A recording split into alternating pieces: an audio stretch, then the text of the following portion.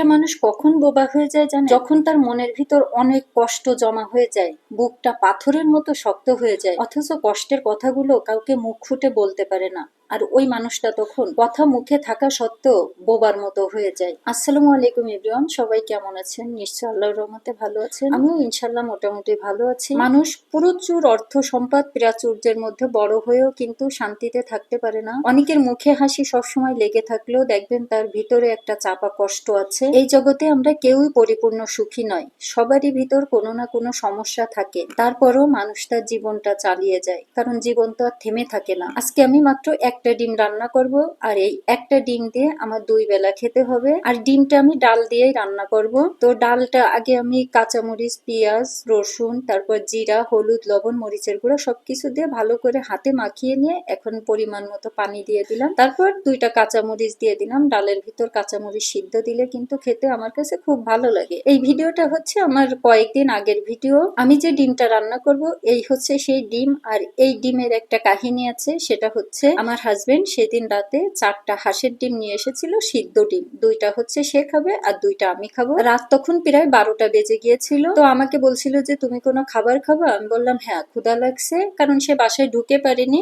আর অত রাত পর্যন্ত আমি তার জন্য জেগে থাকতে থাকতে আমার ক্ষুধা লেগে যায়। যদিও আমি ভাত খেয়ে নিই রাত 9টার সাথে সাথে, তো রাত 12টা 1টা পর্যন্ত জেগে থাকলে কিন্তু সবারই ক্ষুধা লাগে। আর ঘরেও বাড়তি কোনো খাবার আমার থাকে না বেশি একটা যে সেটা খেয়ে থাকবো। যাই হোক, তো হাজবেন্ড ফোন দিল, আমি বললাম যে তাহলে কিছু খাবার নিয়ে আসো। সে অত রাতে কোথায় কোনো দোকান খোলা পায়নি, তো 4টা হাঁসের ডিম নিয়ে আসছিল।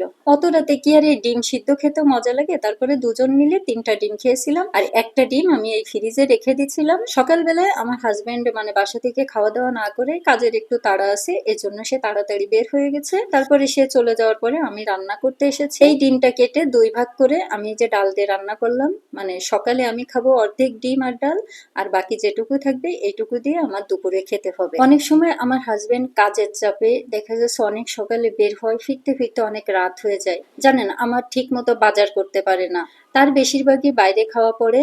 আর আমি ঘরে থেকে ওই কয়েকটা ডিম সে এক্সট্রা এনে রাখে, কারণ ডিম হলে দেখা যাচ্ছে যে আমার 2 বেলা চলে যায়। একটা ডিম ভেজে আমি সকাল দুপুর খেয়ে নিলাম। এইভাবে কিন্তু আমার দিনটা কেটে যায়। তারপরও আমি কখনো চিল্লাপাল্লাও করি না, বা তার কাছে এই খাবার নিয়ে কোনো কমপ্লেন করি না যে তুমি তো বাইরে যে রেস্টুরেন্টে ভালো ভালো খাবার খাও, আমি ঘরের ভিতর থেকে এইসব খাবার খাই, তুমি ঠিক মতো বাজার করো না। এটা নিয়ে কখনো আমি সংসারে অশান্তিও করি না। যেহেতু আমাদের দুজনেরই সংসার, তাই দুজনেরই দুজনের সমস্যাকে বুঝতে হবে। কারণ আমি তো দেখতেছি সে কাজের চাপে ঠিক মতো বাজার করতে পারে না, তাহলে সে যদি কাজ বাদ দিয়ে আমার জন্য বাজার ঘাট করে বেড়ায়, তাহলে হয়তো আমি 2 দিন ভালো খেতে পারবো। আর সে কাজ না করতে পারলে তারপরে আমি কি খাবো? তখন আবার সংসারে ঝামেলা হবে। এইভাবে ঝামেলা হতে হতে অনেক সময় দেখা যাচ্ছে সংসারই ভেঙে যায়। তাই মানিয়ে নিয়ে চলার নামই হচ্ছে জীবন। আমার রান্নাও কমপ্লিট হয়ে গেছে। আর ভিডিওটা আপনাদের কাছে কেমন লেগেছে অবশ্যই কমেন্টে জানাবেন। ভালো থাকবেন সবাই, আল্লাহ হাফেজ।